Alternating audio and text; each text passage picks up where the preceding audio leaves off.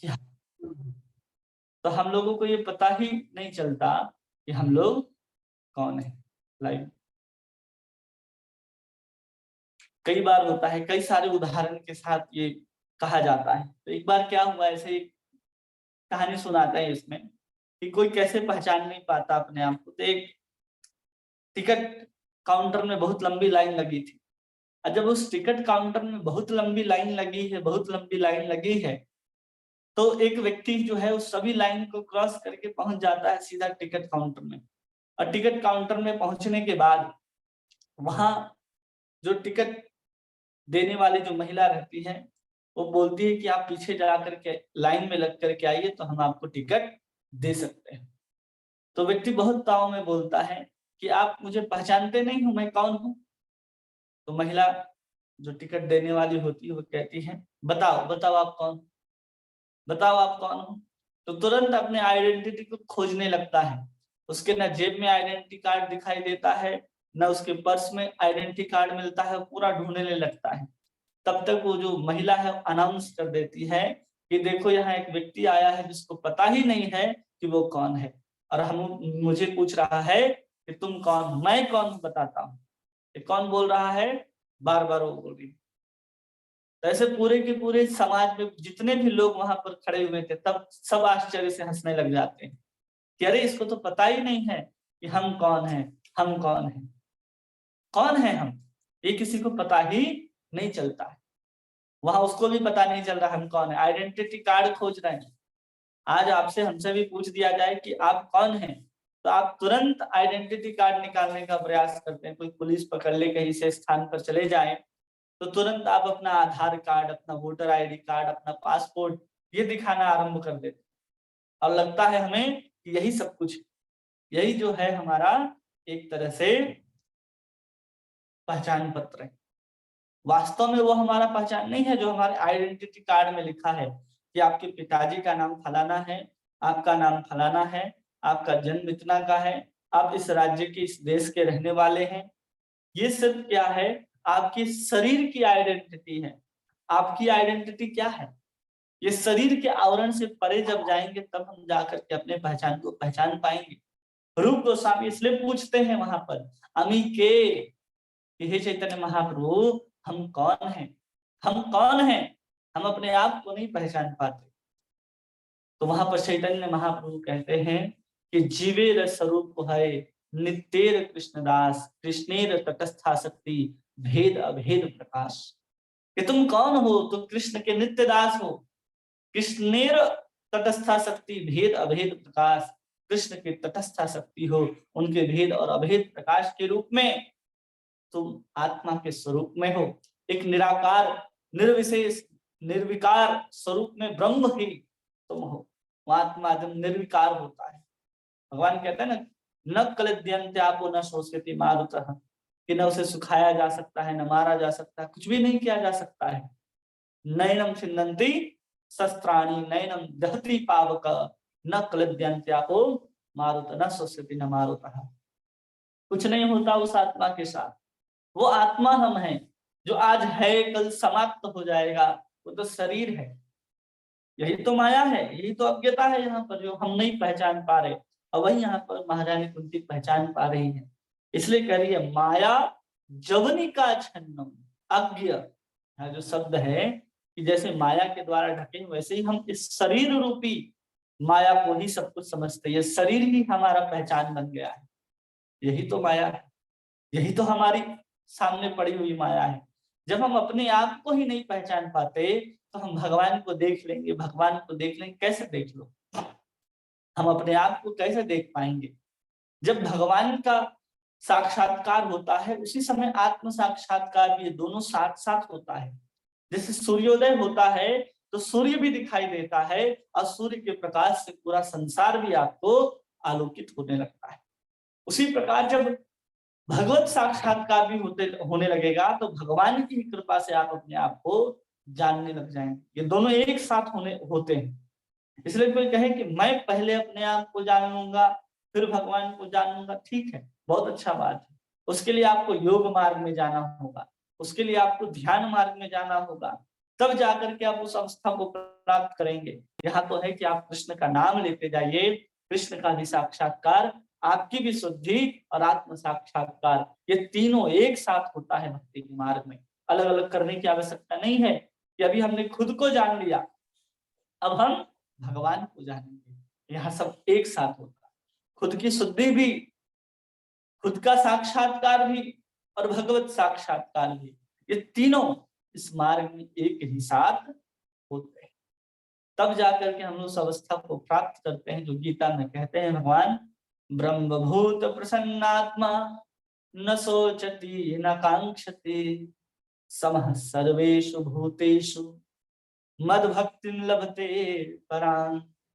इस समः सर्वेषु भूतेषु मद भक्ति लभते पराम, ब्रह्मभूत प्रसन्नात्मा, उस ब्रह्मभूत अवस्था को हम प्राप्त कर लेते हैं, तब हमारी जो पराभक्ति है, शुद्ध भक्ति जो है वो शुरू होती, एकदम शुद्ध भक्ति। उसके पहले जब हम इस शरीर में है, शरीर की आइडेंटिटी के साथ जब तक हम भगवान की भक्ति कर रहे हैं, वो तीनों गुणों से आवृत ही रहेगी, क्योंकि हम अपने आप को शरीर के साथ जोड़ते हैं, संसार के साथ जोड़ते हैं, संबंध के साथ जोड़ते हैं।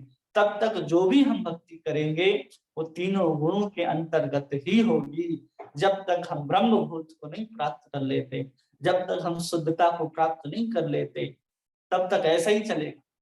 जो हम भक्ति पढ़ा रहे थे ना कि श्रद्धा से लेकर के भाव तक व्यक्ति जब जाता है, आसक्ति की अवस्था में उसके शरीर की जो देहाभ्यास है वो धीरे धीरे कम होने लगता है, भाव की अवस्था में और कम हो जाता है, नागन्य एकदम शून्य के बराबर हो जाता है। अब प्रेम की अवस्था में तो फिर वो शरीर रहता ही नहीं, शरीर में रह करके भी व्यक्ति शरीर में नहीं रहता, वो अवस्था शुरू हो जाती है। लेकिन कब होगी? जब हम निरंतर कृष्ण का नाम लेंगे, निरंतर साधुओं का संग करेंगे। जब हम निरंतर साधु का संग, कृष्ण का नाम, ये सब निरंतर लेते रहेंगे, तब जाकर के हमें कृष्ण की कृपा से, हमें भगवान के नाम की कृपा से भगवत साक्षात्कार भी और आत्म साक्षात्कार भी, ये दोनों संभव हो पाएगा, अन्यथा दोनों संभव नहीं हो पाएगा। इसलिए हम लोगों को यहाँ पर कहा जा रहा है, महारानी कुंती कह रही कि अज्ञ हैं, अज्ञानी हैं हम लोगों को तो कुछ पता ही नहीं है कि हम कौन है, भगवान कौन है। इसलिए कह रही हैं कि माया जवनिका छन्नम, कि भगवान अपने आप को पहले मोहिनी माया से ढक करके रखे, वो तो समझ में आती है, लेकिन हम लोग भी भगवान की तटस्था शक्ति हैं, अंश होने के कारण माया ने हमें भी अपने अंदर ढक करके रखा है। हम भी स्पष्ट रूप से न खुद को जान पाते हैं, न संसार को जान पाते हैं, न देख पाते हैं, हम भी ढके हुए हैं और भगवान ने भी अपने आप को ढक रखा है। इसलिए हम लोग भगवान को, जो अधोक्षज हैं, भगवान कौन है यहाँ पर? महारानी कुंती कह रही अधोक्षज, जिसको हम लोग भौतिक बुद्धि के द्वारा, भौतिक तर्कों के द्वारा कभी भी नहीं जान सकते, जो भौतिक सीमा के परे हों, उनको अधोक्षज कहते हैं। अव्ययम, जो अविनाशी है, क्योंकि हम माया के अंदर में रहते हैं तो हमें सब कुछ विनाशशील दिखाई देता है, या फिर सब कुछ परमानेंट दिखाई देता है कि एकदम स्थिर है। क्यों? क्योंकि हम चीजों को देखते हैं जो धीरे धीरे नष्ट हो रहा है, और जो कम और बुद्धि वाले होते हैं वो देखते हैं कि सब शाश्वत है। जो बहुत कम बुद्धि वाले वो सब चीज को शाश्वत देखते हैं। अरे कल भी था, आज भी है, आज भी मकान था, कल भी ये मकान है, कल भी हम जीवित थे, आज भी हम जीवित थे। अपने आप को ऐसे ही अविनाशी समझ लेता है, ये थोड़ा सा ज्यादा मूर्ख है। और इससे भी ज्यादा जो परम बुद्धिमान होते हैं वो सबको अविनाशी के रूप में जान सकते हैं, क्योंकि पता है कि वस्तु के आकार में, वस्तु के स्वभाव में परिवर्तित आ रहा है, लेकिन वास्तव में सब पृथ्वी, जल, अग्नि, वायु, आकाश सब प्रकृति ही है। वो हमेशा परिवर्तन होते रहेगी लेकिन समाप्त नहीं होगी। जैसे सबकी अलग अलग अवस्थाओं के अनुसार वो समझ पाते हैं कि अविनाशी क्या है, अव्यय क्या है। संसार में सब कुछ अव्यय है और संसार में कुछ भी अव्यय नहीं है। एक तरफ से संसार अविनाशी है और दूसरी तरफ से संसार प्रत्येक क्षण विनाशशील है। देखने की अलग अलग दृष्टि, कैसे हम देखते हैं संसार को, कैसे हम समझ पाते हैं संसार को, ये सब हमारे दृष्टि के ऊपर निर्भर करता है, हमारे ज्ञान के ऊपर निर्भर करता है। इसलिए भगवान गीता में कहते हैं ना कि जो सर्वम मयि पश्यति, कि जो चारों तरफ मुझे ही देखता है वो वास्तव में देखने वाला है। आगे 17वें 18वें अध्याय में भगवान कहते हैं कि जो भूत के अंदर, तो जो जीवों के अंदर मेरा ही दर्शन करता है, वास्तविक में वही दृष्टा है। जो शरीर के भीतर आत्मा और शरीर के भीतर बैठे हुए परमात्मा दोनों को एक साथ दर्शन कर लेता है, वही वास्तव में दृष्टा है और कोई दृष्टा नहीं है। वही एक सात्विक दृष्टि है। उसके अलावा जो हम बाहर से देखते हैं कि ये गधा है, घोड़ा है, हाथी है, स्त्री है, ये पुरुष है, गोरा है, काला है, ये सब क्या है? निकृष्ट दृष्टि है। लेकिन उस शरीर के भीतर बैठे हुए आत्मा और परमात्मा को जो हम देखते हैं, तब जाकर के वास्तविक दृष्टि कही जाती है। और उसी को कहते हैं कि पंडितः समदर्शिना, सुनी चैव स्वपाविक स्वपाके च पंडितः समदर्शिना। वो सब के अंदर केवल और केवल वही परमात्मा को, वही आत्मा को देखता है, वास्तव में वही पंडित है। बाकी जो कुछ भी हम लोग देखते हैं वह हमारी पंडिताई नहीं है, वह हमारी भेद बुद्धि है कि हम सबको अलग अलग देख पाते हैं। क्योंकि माया ने सबको अलग अलग रूप दे रखा है और हम माया के रूप को ही देखते हैं। यहाँ स्त्री है, पुरुष है, ये पाकिस्तानी है, हिंदुस्तानी है, अमेरिकन है, फ्रांसीसी, ऐसे अलग अलग हम लोग देखते हैं। क्यों देखते हैं? कि हमारी बुद्धि भी उस माया के कारण प्रभावित होती है और हमारी दृष्टि जैसे माया अपने विभिन्न रंगों में प्रकट होती है और हम भी अपने माया के कारण उन चीजों को विभिन्न विभिन्न रूपों में देखते हैं। वो सब अलग अलग होने के बाद भी एक ही स्वरूप है, जिसको भगवान हर कण कण के अंदर व्याप्त ब्रह्म है, परमात्मा के रूप में विराजमान है, लेकिन फिर भी हम उनको देख नहीं पाते इस अज्ञानता के कारण। इसलिए सबसे पहले कह रही है माया जवनिका छन्नम अज्ञम अधोक्षजुम। जो भगवान है वो अपने आप को सुंदर माया के पर्दों से ढक करके रखते हैं, जिसके कारण हम जैसे अज्ञ लोग नहीं पहचान पाते। इसके कारण आगे करें न लक्ष्य से, उसके आगे नहीं दिखते हैं, न भगवान दिखते हैं, न हम दिखते हैं, न स्वयं को हम देख पाते हैं। दोनों को हम लोग नहीं देख पाते, न खुद को देख पा रहे हैं। ऐसा अंधकार है, जब तक सूर्य का प्रकाश, जब सूर्य उदय नहीं होगा तब तक हम लोग ऐसे ही न अपने आप को देख पाएंगे, न किसी अन्य वस्तु को देख पाएंगे। जब तक प्रकाश नहीं होगा, हम वस्तु के से टकरा करके आने वाली प्रकाश जब हमारी आंखों के अंदर प्रवेश करती है, तब हम वस्तु का देख पाते हैं, ज्ञान होता है कि ये फलानी वस्तु सामने मौजूद है। लेकिन उसके लिए प्रकाश चाहिए होता है। आंखों में रोशनी नहीं होती, सूर्य में रोशनी होती है। उस सूर्य की रोशनी जब आंखों में प्रवेश करती है तो केवल प्रतिबिंब आपके ऊपर बनता है। आंख तो अंधेरे में भी आपके पास है, रोशनी नहीं होती, इसलिए आप देख नहीं पाते। आंख की रोशनी की बात नहीं है, यहाँ पर भगवान की कृपा रूपी सूर्य के उदय होने की बात है। कि जैसे ही भगवान हमारे हृदय के अंदर प्रकट होंगे, साक्षात कृष्ण के रूप में, परमात्मा के रूप में विराजमान तो हैं, वो तो सबके हृदय में विराजमान है। लेकिन जैसे ही आप भक्ति करते जाते हैं, तो वही भगवान की कृपा से मत्तः स्मृतिर ज्ञान अपोहनम च, आपके अंदर के जितने भी स्मृति हैं वो सब जागृत हो जाएंगे कि आप भगवान के नित्य कृष्ण दास हैं। और चारों तरफ व्याप्त जो माया है, वो माया के पीछे भगवान स्वयं खड़े हैं, उसके पीछे और कोई नहीं है। ये सब कुछ आपको अनुभव सिर्फ और सिर्फ वहीं पर होने वाला है। इतना सुंदर स्वरूप है, इसको यहाँ पर वर्णन करें न लक्ष्य से, इसलिए हम लोग देख नहीं पाते।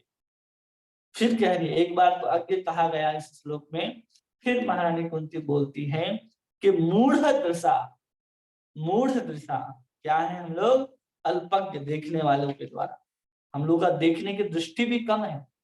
बहुत प्रयास करने के बाद अगर प्रकाश भी आ जाए ना, तो कई बार क्या होता है, वस्तुएं हमें सामने रहने के बाद भी नहीं दिखाई देती। कई बार होता है ना कि आप कुछ ढूंढ रहे हो, आपके सामने ही वस्तु पड़ी रहे, लेकिन आपको कई बार वो नजर नहीं आती। बहुत बार होता है, सबके साथ होता है। कई बार हम चीजों को हाथ में ही पकड़ के रखे होते हैं और चारों तरफ ढूंढ रहे होते हैं, अरे ये वस्तु कहाँ गई, वस्तु कहाँ गई, फिर भी हमें दिखाई नहीं देती। उसी प्रकार हम इतने अल्पज्ञ हैं देखने की दृष्टि से, ज्ञान की दृष्टि से, कि हम सामने पड़ी वस्तु को भी नहीं देख पाते। और यही बात सही है कि हम भगवान के विग्रह को भी देख करके उनमें साक्षात कृष्ण का भाव नहीं, साक्षात भागवत को सुनकर के भी हम लोगों के अंदर ये विश्वास नहीं होता कि इसके माध्यम से साक्षात कृष्ण ही हमारे कानों के माध्यम से हमारे हृदय में प्रवेश कर रहे हैं। ये सब कब होगा? जब हम अपने आप को थोड़ा अज्ञ बना लेंगे, हम थोड़े से समझदार हो जाएंगे, तब जाकर के ये थोड़ा थोड़ा करके हमारे अंदर प्रवेश करेगा। यहाँ हम अज्ञ नहीं है, मूढ़ दृशा, जो हमें मूढ़ की तरह हम चीजों को देखते हैं ना, वो नहीं दिखेंगे। वो न लक्ष्य से लेकर के लक्ष्य से तक हम पहुंच जाएंगे। हम वास्तव में कृष्ण को देख पाएंगे।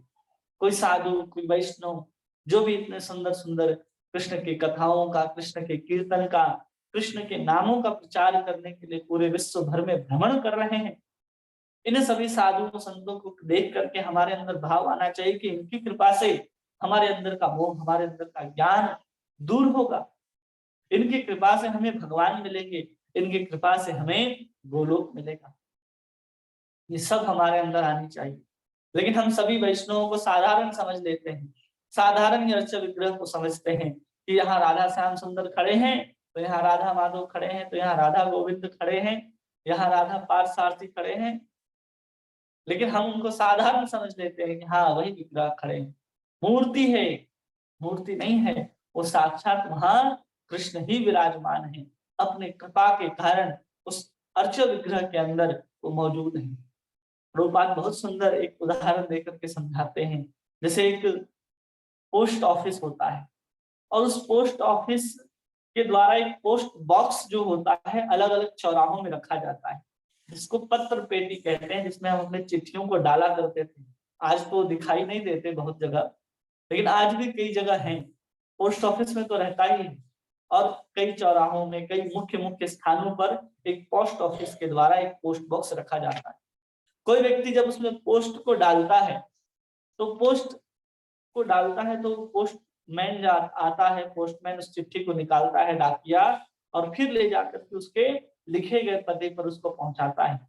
उसी प्रकार जो अर्चा विग्रह जो स्थापित किए गए हैं वैदिक पद्धति के द्वारा, किसी आचार्य के द्वारा, तो वो उस पोस्ट बॉक्स के समान है जो ऑथराइज्ड है। ऐसे कोई भी आप लाल काला पेटी रख दोगे, उसमें पोस्ट बॉक्स लिख दोगे, आप उसमें चिट्ठी डाल दोगे, तो डाकिया कभी भी उससे आकर के आपके पोस्ट को निकालने वाला नहीं है, जब तक वो पोस्ट ऑफिस की तरफ से बॉक्स ना रखा जाए। उसी प्रकार जो अर्चा विग्रह होते हैं वो किसी आचार्य के द्वारा, किसी वैष्णव के द्वारा, भगवान की कृपा के माध्यम से वो जब कहीं मंदिर में स्थापित किए जाते हैं, उनका विधि पूरा अंग न्यास, विधि न्यास सब कुछ किया जाता है, तब जाकर के वो अर्चा विग्रह के अंदर स्वयं भगवान अपने शक्ति को से आवेशित रहते हैं। तब जाकर के जो भी हम भगवान के सामने निवेदित करते हैं, समर्पित करते हैं, वो सब भगवान क्या करते हैं? ग्रहण करते हैं। क्योंकि भगवान ने अपनी मान्यता उस विग्रह को प्रदान की है कि हम उस विग्रह में उपस्थित रहेंगे। इसलिए हम विग्रह की जब सेवा करते हैं तो वास्तव में हम भगवान की ही सेवा कर रहे हैं। जो लोग कहते हैं कि मूर्ति पूजा गलत है, उनको ये बुद्धि ही नहीं है कि जब भगवान सर्वव्यापी है तो मूर्ति के अंदर भी तो हो सकते हैं। इसलिए तो हम सुंदर ठाकुर के सुंदर स्वरूप को बनाते हैं। सुंदर ठाकुर के स्वरूप का वर्णन हमारे शास्त्रों में किया गया है, उसके अनुकूल ही विग्रहों का निर्माण होता है। जो शास्त्र में लिखे गए नहीं है, उन पत्थरों के द्वारा, उन विधियों के द्वारा, उन आकृतियों को अगर हम बना लेते हैं और कहें कि हम भगवान को प्राप्त करेंगे इनकी सेवा करके, तो भाई बहुत मुश्किल है। उसके लिए बहुत भाव चाहिए व्यक्ति के अंदर कि आप शास्त्र में जो लिखे गए स्वरूप नहीं है उसको न लेकर के ऐसे साधारण किसी पत्थर में भगवान का आवाहन करेंगे, भगवान की पूजा करेंगे, उसके लिए बहुत भाव चाहिए। थोड़ा बहुत नहीं, बहुत। जैसे कि हम लोग शालिग्राम की जो सुंदर बटिया होती है, जो शालिग्राम भगवान होते हैं, उसकी आकृति अगर देखा जाए तो आकृति बहुत अलग अलग सी होती है। कोई गोल है, कोई चपटे हैं, कोई लंबे हैं, कोई बहुत सुंदर गोल है, बहुत किन्हीं का जो आकार है बहुत अलग अलग आकारों का होता है। फिर भी हम उसमें अपने भावना के अनुसार उनकी सेवा कर लेते हैं कि हाँ जिधर से भी भोग लगा दो उधर से भोग ग्रहण कर लेंगे। ना उनकी आंख है, न नाक है न जीभ है, किधर से भी रख दो उधर से भोग आप रोक लेते हैं। वैसे ही जब हम उसमें आकृति बना देते हैं कि उसे 2 आंख लगा दिए बहुत सुंदर, उस शालिग्राम को हम जब सजा देते हैं, तो जब हम उसको सजा देते हैं तो एक भाव आ जाता है कि हाँ भगवान शालिग्राम का मुख इधर से है, आंख यहाँ पर है। तो शालिग्राम शिला में किसी प्रकार की स्थापना की, किसी प्रकार की अन्य विधि विधान की आवश्यकता नहीं होती। आप उस विग्रह की, उस पत्थर की सीधे पूजा कर सकते हैं। लेकिन किसी आकृति की बात की जाए, जो आप किसी पत्थर से, मिट्टी से, अष्ट धातु से, या फिर चांदी से, सोने से, पारे से, या फिर स्फटिक के, बहुत सारे अष्ट धातुओं के अलग अलग प्रकार के जो विग्रह बनते हैं, वो अगर शास्त्र के अनुकूल नहीं है तो पूजनीय नहीं है। जैसे आजकल आप देखेंगे कि एक भगवान शंकर की एक मूर्ति बहुत प्रचलित है, शायद कोयम्बटूर में बनाई गई है, जिसमें भगवान शंकर की यहीं तक की सिर्फ और सिर्फ स्थापना की गई। सिर्फ और सिर्फ यही, ना उनका हाथ है, ना भुजा है, केवल यही स्थापित की गई। उस तरह के विग्रह की स्थापना और उस तरह के विग्रह की पूजा, ये दोनों शास्त्र में निषेध बताया गया है। उसको केवल एक स्टैचू के रूप में आप बना सकते हैं, लेकिन उसको पूजा करने के लिए आप इस्तेमाल नहीं कर सकते। जैसे बहुत सारी चीजें होते हैं जो हमको समझना होता है कि हम किस विग्रह की पूजा कर सकते। खंडित विग्रह की भी पूजा नहीं होती, खंडित विग्रह की भी पूजा नहीं होती। उसी प्रकार जब यहाँ पर माया के पीछे भगवान ढके रहते हैं, हम भगवान को पत्थर ही समझने लगते हैं। हमारी बुद्धि ऐसे ही माया वाली है कि हम भगवान को साधारण पत्थर समझ लेते हैं। कई बार हम भगवान को पत्थर समझने के कारण ही तो हमें भगवान के ऊपर इतनी श्रद्धा नहीं होती। हम भगवान के सामने पूजा करते, नमस्कार करते, सब कुछ करते, लेकिन जो परिणाम आना चाहिए वास्तव में, वो भगवत सेवा करके, अर्च विग्रह की सेवा करके नहीं आता, क्योंकि भाव नहीं। भाव इसलिए नहीं है कि एक बार गोविंद गोस्वामी जो थे, हमारे आचार्य हैं, वैष्णव आचार्य, उनका एक पुत्र था। वो भगवान की बहुत सुंदर सेवा करता था, गोपीनाथ जी की। और गोपीनाथ जी को जब भोग लगाता था तो भगवान उस लड्डू को आकर के खाते थे, और उनके पिताजी जब भोग लगाते थे तो भगवान नहीं आते थे। एक बार कहा उनके पिताजी ने कि तुम लड्डू खा जाते हो, मैं भी चलूंगा। तो देखते हैं कि वहां पर जब वो छोटा सा बालक भोग लगाता है तो गोपीनाथ स्वयं प्रकट होकर के लड्डू को ग्रहण करते हैं। ऐसा नहीं है कि ऐसा भोग लगा दिया 4 लड्डू और 4 लड्डू वापस आ गए। तो भगवान को कहता है आइए और खाइए। ये विश्वास है उस बालक का, इसलिए भगवान आते हैं। हमें अर्चा विग्रह में भगवान है ऐसा भाव आना बहुत ही मुश्किल है। जब हमारे अंदर आ जाए ना कि हम सुंदर भगवान का दर्शन कर रहे हैं, तो समझना चाहिए हम अपने जीवन में बहुत बड़े पुण्य को, बहुत बड़े एक संताप को, प्रारब्ध को नष्ट कर रहे हैं जब हम भगवान के अर्चा विग्रह को देखते हैं। इसलिए उन भगवान के पीछे भी, जो भगवान की आकृति में भी खड़े रहते हैं, हमें कृष्ण नजर नहीं आते। इसी बात को यहाँ पर समझाते हुए कह रही है, नटो नाट्यो धरो यथा। जैसे कोई नाटककार होता है, जो नाटक के स्वरूप में आपको दिखाई देता है, कोई कृष्ण बन के आ रहा, कोई राम बन के आ रहा, कोई रावण बन के आ रहा, कोई कुंभकर्ण बन करके आ रहा, कोई कंस बन करके आ रहा। ये सब कौन है? एक नाटक के किरदार के रूप में है। उसके पीछे कौन है? एक कलाकार है। उसी प्रकार इस संसार में जो कुछ भी है, वासुदेवम सर्वमिति, ये सब भगवान कृष्ण ही है। बस अलग अलग स्वरूप में हमारे सामने अलग अलग नाटक को प्रस्तुत करने के लिए कभी राम बन के, कभी कृष्ण बन के आ रहे, कभी नरसिंह के, कभी वामन के रूप में आ रहे, कभी अर्चा विग्रह के रूप में, कभी साधु के रूप में, कभी वैष्णव के रूप में, कभी गुरुजनों के रूप में, कभी भागवत के रूप में, कभी कृष्ण नाम के रूप में आ रहे हैं, और हम उनको पहचान नहीं पा रहे हैं। इन सब के पीछे वास्तविक एक ही कलाकार मौजूद है, नटो नाट्यो धरो यथा। ये पूरा का पूरा जो संसार है, ये रंगमंच की तरह है, और उसमें केवल केवल सब अपने अपने खेल को, अपने अपने किरदार को खेल रहे हैं। हम भी खेल रहे हैं और भगवान भी खेल रहे हैं। भगवान कहते हैं ना कि यंत्र रूढ़ानी माया, मैं क्या करता, भ्रामयंत यंत्र रूढ़ानी माया, मैं सबके अंदर मौजूद हूँ और सबको अपनी माया के द्वारा भरमाते रहता हूँ। आनंद में देखो, इस संसार में आनंद कौन ले रहा है? कृष्ण ही आनंद ले रहे हैं वास्तव में। और हम सब क्या हैं? एक कठपुतली बने हुए हैं नाटक के किरदार की तरफ। आनंद लेता कौन है? भगवान ही आनंद लेते हैं। नाटक करता भी वही है, नाटक दृष्टा भी वही है, सब कोई वही, डायरेक्टर भी वही, प्रोड्यूसर भी वही, देखने वाले भी वही, सब वही है। इस संसार जो है उसी रूप में है पूरा का पूरा। इसलिए हमें किसी के प्रति द्वेष, किसी के प्रति ईर्ष्या नहीं होनी चाहिए। सब में देखना चाहिए कि वही भगवान अपने लीलाओं को, अपने लीलाओं के माध्यम से अलग अलग स्वरूपों में दिखाई दे रहे हैं। यही है नटो नाट्यो धरो यथा। इसी को तो शेक्सपियर कहता है कि this world is really player, कि पूरा का पूरा जो संसार है वो एक स्टेज की तरह है, जहां हम भी अपने अपने किरदार को निभा रहे हैं और जहां भगवान भी अलग अलग रूपों में अवतारों को ग्रहण करके आते हैं और बहुत सुंदर स्वरूप में मनुष्य की तरह ही लीला करते हैं। तो हम समझ ही नहीं पाते कि वास्तविक कलाकार कौन है। कृष्ण कृष्ण के रूप में भी होते हैं तो हम समझते हैं साधारण मनुष्य हैं, साधारण मनुष्य समझते हैं। राम राम के रूप में होते हैं, हम साधारण मनुष्य समझते हैं। कई बार वो रावण भी साधारण ही समझता था, कुंभकर्ण तो समझता था, लेकिन भाई के मोह के कारण वो भी युद्ध करने के लिए आया। वास्तव में समझा कौन?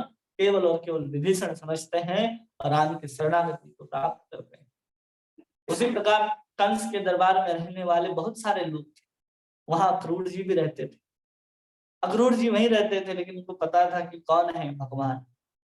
वो आकर के भगवान से सुंदर प्रार्थना करते हैं।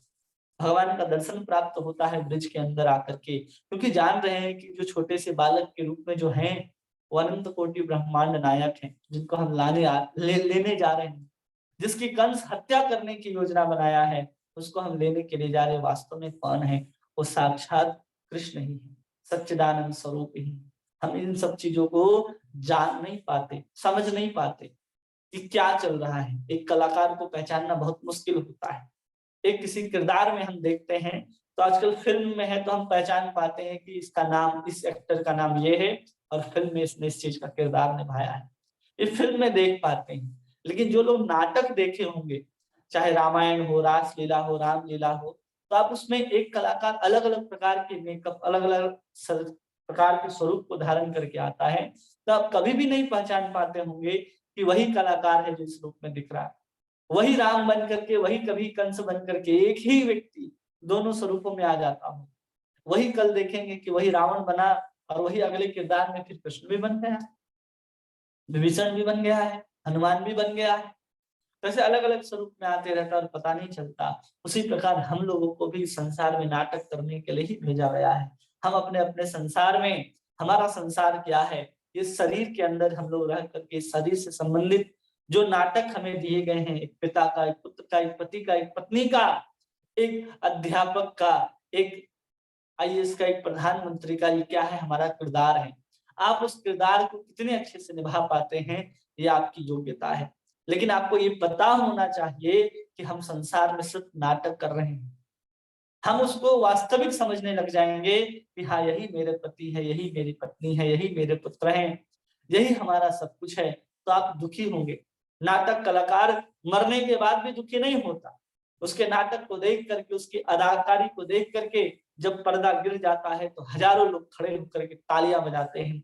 उसी प्रकार हम अपने जीवन के उस किरदार को इतनी अच्छी तरह से निभा पाए, चाहे पिता का हो, पुत्र का हो, जो कर्तव्य है, जो दायित्व है, लेकिन ये हमेशा याद रखते हुए कि हम सिर्फ नाटक कर रहे हैं, तब जाकर के हम उस रोल को बहुत अच्छे से निभा पाते हैं। वास्तव में हम उसी में प्रवेश कर जाते हैं। हम समझ ही नहीं पाते कि नाटक चल रहा है या वास्तविक चल रहा है। हम इस नाटक को भी वास्तविक समझते हैं, इसके कारण दुखी होते हैं।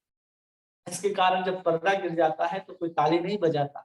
लेकिन जब हमें पता चल जाएगा कि नाटक है और आप कृष्ण के हो और सिर्फ अपने अपने दायित्व को पूरा कर रहे हो, ताकि संसार देख ले कि एक भक्त कैसे अपने दायित्व को निभाता है, आप मृत्यु जब आ जाएगी तो समझिए आपके जीवन का भी जैसे रंगमंच के ऊपर पर्दा गिरता है, आपके जीवन में भी पर्दा गिर जाएगा। जो लोग आपके पीछे छूट जाएंगे पर्दे के इस पार, वो देखेंगे कि हाँ, इसने एक एक किरदार को कैसे निभाया, वो कैसे इस किरदार को निभाते हुए वहां अपनी परम गति को प्राप्त कर गया।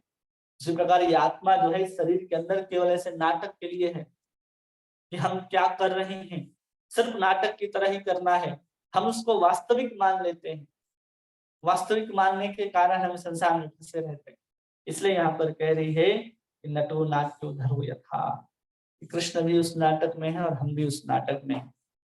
लेकिन वहां कृष्ण जो आते हैं हमें शिक्षा देने के लिए आते हैं। आप कभी रामचंद्र भगवान को देखिए, कोई भी अवतार को देखिए, जब वो अवतार ग्रहण करके आते हैं तो बहुत सारे जो मनुष्य जीवन में जितने भी दुख व्याधियां तकलीफें सब आती हैं, सब भगवान के ऊपर भी आती हैं। भगवान सिखाते हैं हमको कि देखो मेरे जीवन में भी आ रहा है, क्यों आ रहा है इसका शिक्षा भगवान देते हैं।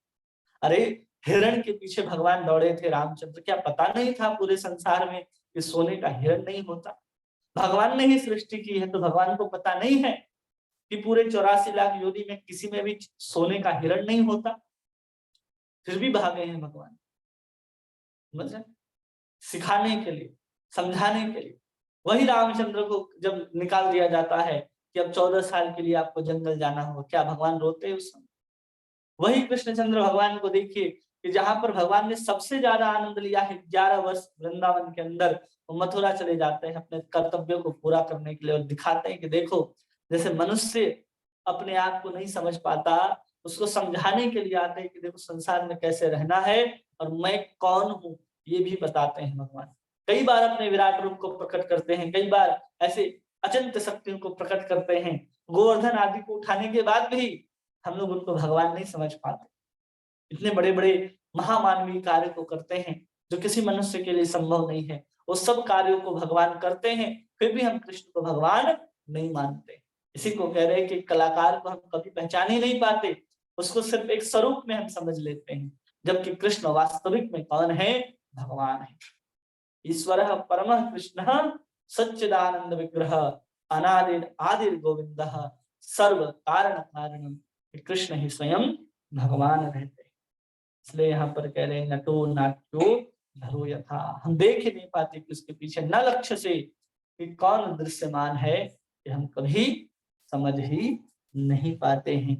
इसको हम लोग और विस्तार से कल समझेंगे तात्पर्य को। आज हम लोग सिर्फ श्लोक को समझने का प्रयास किए। किन्हीं का कोई प्रश्न है जो आप पूछना चाहते हैं, कोई बात जो आपको समझ में ना आई हो तो आप पूछ सकते हैं।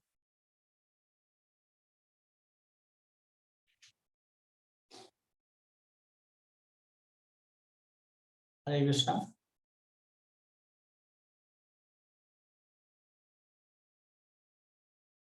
मीनू माता जी, पद्मा माता जी, तनु माता जी, हरे कृष्णा प्रभु जी, दंडवत प्रणाम। प्रभु जी हरे बहुत कृष्णा। अच्छे से समझ में आया प्रार्थना, कुंती महारानी की ये प्रार्थना बहुत सुंदर प्रार्थना है। और किन्हीं कोई प्रश्न है, कोई बात तो समझ में ना आई हो?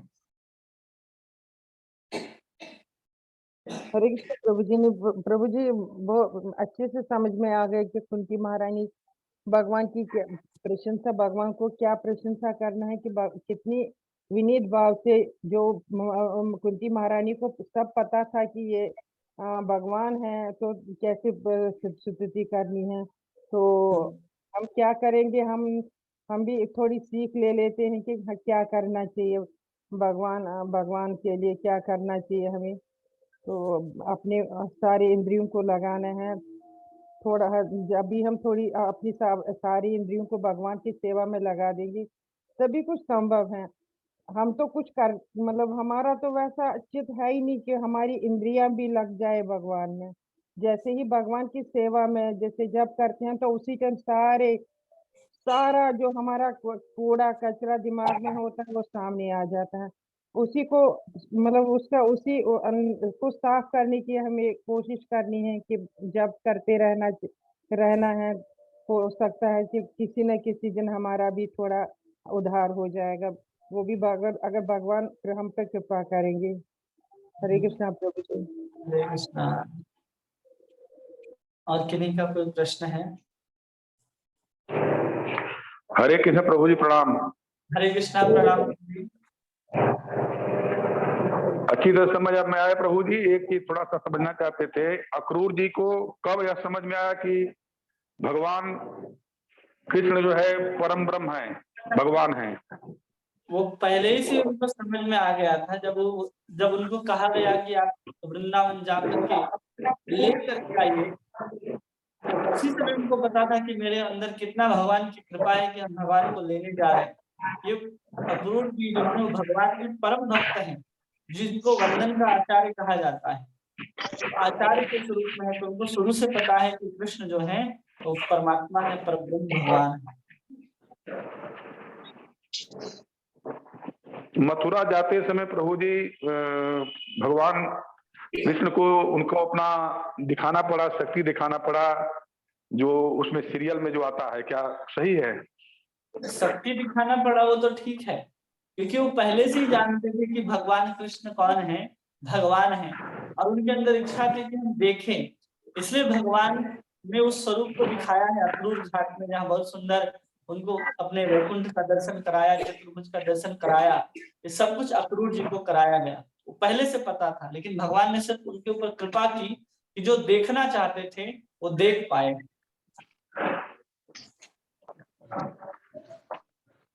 हाँ ठीक है प्रभु जी, समझ में। धन्यवाद। धन्यवाद। हरे कृष्णा, दंडवत प्रणाम प्रभु जी। हरे कृष्णा, दंडवत प्रणाम। प्रभु जी, ये अक्रूर जी जो थे वो भगवान के चाचा थे ना? मतलब वासुदेव जी के कैसा था इनका संबंध? अक्रूर जी वही चाचा थे, अपने चाचा नहीं थे। अक्रूर जी जो हैं, वासुदेव जी हैं, ये सब जो हैं आपस में, चाहे अपने नंद बाबा भी, ये सब एक ही परिवार से आते हैं, एक ही श्रृंखला है उनकी। बस एक इधर नंद बाबा हैं, इधर अक्रूर जी हैं, एक और वसुदेव जी हैं। इस तरह के वो लोग आपस में भाई हैं, कोई चाचा जी हैं, कोई मामा जी हैं, ऐसे लगते हैं। क्योंकि भगवान ने उनको संबोधित चाचा से किया है ना, तो हाँ उनके वासुदेव जी के भाई होंगे शायद। हाँ, है ना? चाचा है तो कई तरह के चाचा होते हैं ना, अपने भी होते हैं। जब कंस को मामा के रूप में संबोधित किया गया है, और पूतना आदि जो किसी रूप से देखा जाए तो केवल कंस की बहन बोली जाती है, लेकिन है नहीं कोई, क्योंकि कंस जिसके पुत्र हैं वो तो उग्रसेन जी है ना, अग्रसेन जी।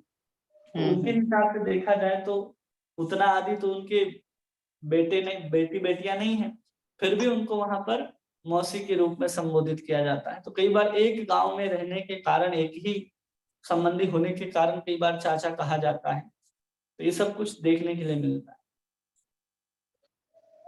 और प्रभु जी, जो कुंती महारानी है, हम्म।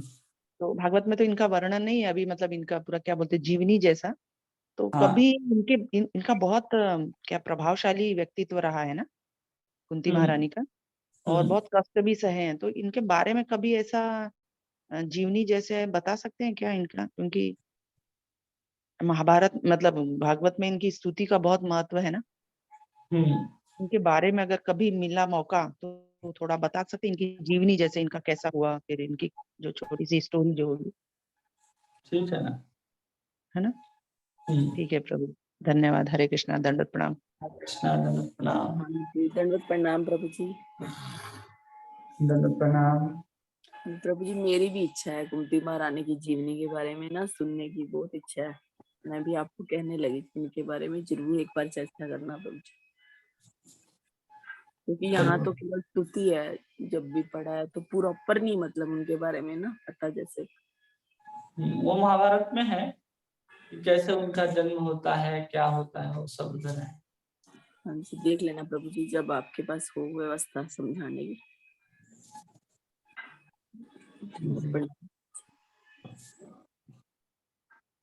और कोई प्रश्न? हरे कृष्णा प्रभु जी, दंडवत प्रणाम। हरे कृष्णा, दंडवत प्रणाम। प्रभु जी, कोई प्रश्न तो नहीं उठता, लेकिन जब जब प्रार्थनाएं सुनते हैं ना तो अधीरता जो है ना वो बढ़ जाती है। बहुत तीव्र इच्छा होती है कि कुछ ऐसा हो कि हम भगवान के पास जल्दी चले जाए, बस ऐसी तीव्र इच्छा होती है। जब जब सुनते हैं ना किसी भी भक्त की प्रार्थना, तो ऐसे लगता है कि हम क्या या क्यों समय गंवा रहे हैं अपना, क्यों नहीं समझ पा रहे, सब कुछ जानते सुनते समझते हुए भी। बस वही होता है प्रभु जी, और इसको बहुत रोना आता है, फिर कुछ समझ में नहीं आता उसके आगे प्रभु जी कि क्या करना चाहिए, ऐसी अवस्था में क्या करें। ऐसी अवस्था में केवल और केवल भागवत का श्रवण और नाम जप, बस दो ही आधार हैं कि हम उनके आधार पर ही हम पहुंच सकते हैं। क्योंकि हम व्याकुलता है, उस व्याकुलता के साथ अगर उस समय हम नाम ग्रहण करने लग जाएंगे तो एक होता है ना कि जो स्पीड जो होता है हमारा पहुंचने का गति जो होता है, उस व्याकुलता की अवस्था में अगर अधीर होकर कोई नाम जप करता है तो और सामान्य अवस्था में वो और तेजी से गति करता है भगवान की। इसलिए उस अधीरता की अवस्था में, व्याकुलता की अवस्था में नाम में अवश्य रूप से ग्रहण करना चाहिए। उस अधीरता की अवस्था में, व्याकुलता की अवस्था में अगर हम किसी संसारिक कार्य में लग जाएंगे तो संसार का इम्प्रिंट आपके ऊपर बहुत गहरा से पड़ेगा। इसलिए कभी भी जब इस तरह की अवस्था आए, जब आप व्याकुल हो जाए, अधीर हो जाए, तो कृष्ण का नाम ही ग्रहण करना है, वही सबसे उचित। जी प्रभु जी, धन्यवाद। हरे कृष्णा। हरे कृष्णा। और किन्हीं भक्त का कुछ प्रश्न है?